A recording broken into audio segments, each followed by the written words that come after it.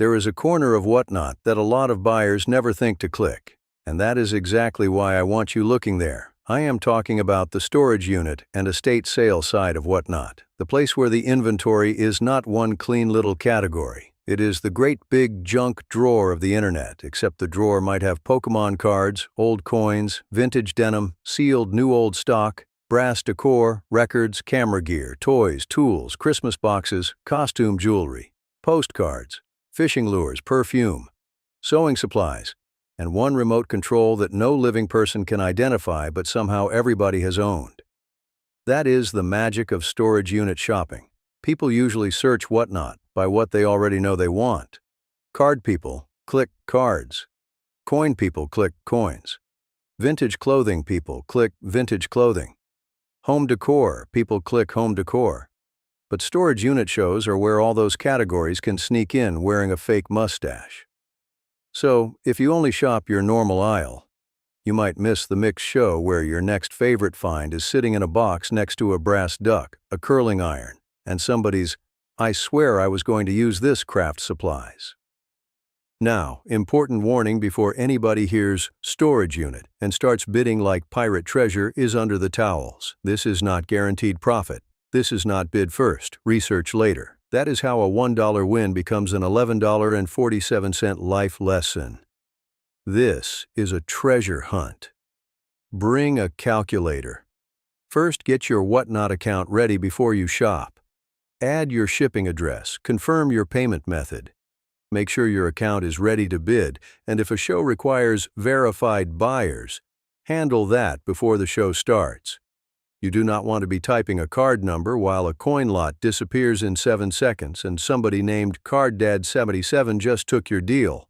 Whatnot moves fast. That is part of the fun. But fast is only fun when you are prepared. Next, understand the buying formats. The main one is the live auction. The seller runs an item, the timer starts, and buyers bid live. You can also use a max bid, where you decide the highest number you are willing to pay and Whatnot bids for you up to that limit. Sometimes sellers pre-list auction items before the show. That is huge. If the store is filled out ahead of time, you can see what is coming instead of walking into a live room blind. You may also be able to place a pre-bid, which is basically your max bid before the auction runs. But pre-bid is not a wish list. It is a real bid with a credit card standing behind it. Use it when you know the item, you have checked value, and you are comfortable with the condition. Do not pre-bid on a blurry mystery object because it kind of looks expensive. A lot of things kind of look expensive from 8 feet away. So does my toaster if you film it dramatically. Also know the auction type. On a standard Whatnot auction, if someone bids near the end, extra time can be added so other buyers can respond. That is why an auction that says 5 seconds can suddenly feel like the final scene of a movie. Sudden death is different. No extra time. When the timer hits 0, it is done. Whatnot marks sudden death auctions with a skull icon by the timer. If you see the skull, that is not decoration. That is the app saying, "Blink responsibly." In sudden death, know your real max before the last few seconds. The timer has no mortgage, no storage space, and no shame. Now, why are storage unit shows so interesting? Because the inventory comes from messy, real life. Some of it may come from storage auctions, some from estate cleanouts, garage sales, pallet lots, warehouse cleanouts, abandoned contents, or years of resale inventory being sorted box by box. That means the seller may not be a specialist in every single item. And that is where opportunity lives. A coin can show up in a general storage show. A vintage jacket can show up in a mixed estate lot. A Pokemon binder can appear in a box with office supplies. A camera lens can be sitting beside cookbooks. Sealed new old stock can be buried between holiday decorations and a bag of mystery adapters from 2007. The category is valuable because it is messy. But messy also means you need to shop with your brain turned on. Look for shows with $1 starts, but do not worship the dollar sign. $1 starts are great because they tell you the seller is willing to let the room find the price. That can create real deals, especially in smaller rooms or mixed shows where not everyone knows what they are looking at. But big, heavy, fragile, or awkward to ship pieces may start higher because shipping and handling are real. A vintage lamp is not a trading card. You cannot put it in a sleeve, whisper good luck, and send it into the mail. The strongest setup is this: a clear item, a low start, a room that is not too crowded, a seller with solid reviews, and reduced shipping. Which brings us to the part of whatnot buying that humbles everybody: shipping. Shipping is where cheap gets real. Whatnot can bundle purchases from the same seller, and that can help a lot. The first item often carries the main shipping cost, and extra items may add less depending on weight. But the all-in number is what matters. Bid. Shipping increase, taxes, and fees. Real price. A $1 item with full shipping can be a bad deal. A $6 item in a reduced shipping show can be a great deal. Reduced shipping, free shipping, or max shipping shows are worth paying attention to, especially in storage unit categories where you might buy several small to medium items from the same seller. This is where people accidentally build what I call the whatnot lasagna. One layer of cards, one layer of coins, one layer of vintage socks, one layer of, oh no, why is this box 5 pounds? So watch the shipping label. Ask about weight if it matters. Be careful with heavy books, tools, glass, small appliances, shoes, lamps, and anything shaped like it was designed to fight a cardboard box. Before the show starts, open the show and check the store. If the seller has pre-listed auction items, scan what is coming. Look for clear photos, specific titles, condition notes, and items worth researching.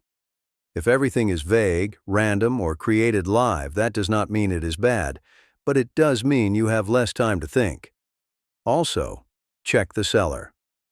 A 5.0 rating is excellent. My picky buyer rule is that anything under 4.9 deserves a closer look. That does not mean every seller under 4.9 is bad. Sample size matters. One cranky review does not tell the whole story. But patterns matter. Look for comments about packaging, shipping speed, wrong items, missing items, damage, and whether buyers got what was shown. In storage unit shows, packaging matters a lot. Cards, coins, glass, books, vintage decor, and weird little breakable things all need different care. Now here is the value check workflow. Use Google Lens, but do not stop at Google Lens. Take a screenshot of the item.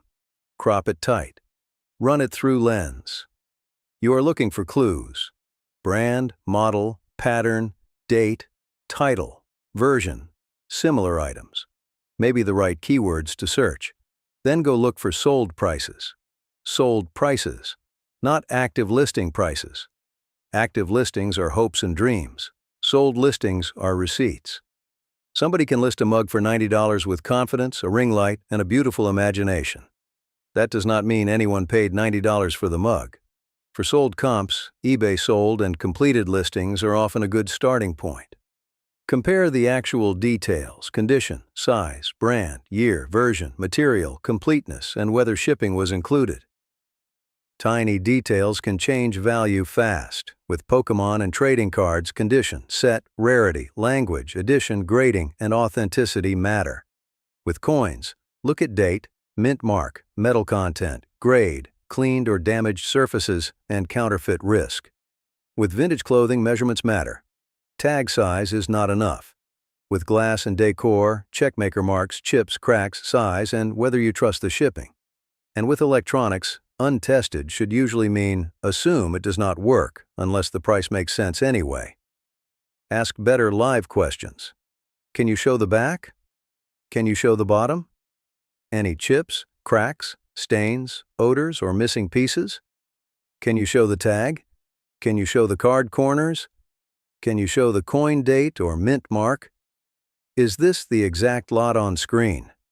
Has it been tested? Those are useful questions. Is this rare? Is less useful, especially if the whole room hears the answer and suddenly your quiet deal has witnesses. Also know the red flags. As is not automatically bad, but it means you are taking more risk. Untested means price it like it might not work. Mystery can be fun, but only if you are paying mystery money, not retirement plan money. Be extra careful with unclear coins, blurry cards, high-end branded goods without proof, fragile glass from sellers with packaging complaints, electronics with no testing, expired consumables, personal documents, and anything that seems like it should be handled in a more specific category. Whatnot has buyer protection, and live purchases can have video receipts, which can help if something goes wrong.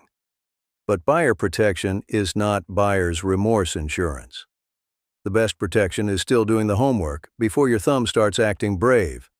So here is the deal stack. Under searched category: clear pre-listed item, good seller reviews, low start, low room competition, reduced shipping, sold comp research, fixed max bid. When those line up, that is where storage unit shopping gets fun. To find these shows, open Whatnot, browse categories, and look for estate sales and storage units or storage unit finds. Also, search terms like storage unit, storage auction, estate sale, clean out, garage sale, pallet, liquidation, new old stock, untested, vintage lot, and mixed lot. Bookmark shows that look promising. Follow sellers you trust. Save searches for brands or items you collect.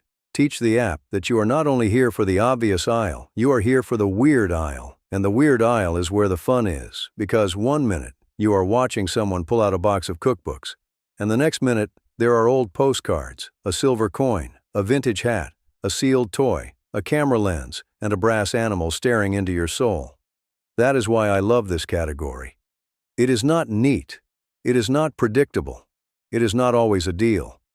But it is one of the few places on Whatnot where almost anything can come across the screen, and half the room may not even know to search for it there.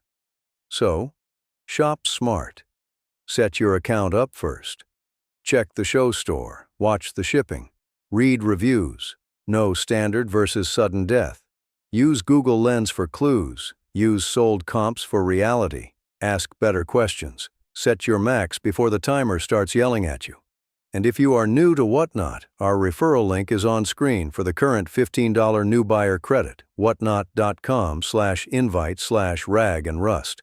Use it, get your account ready, and come hunt the overlooked corner with us.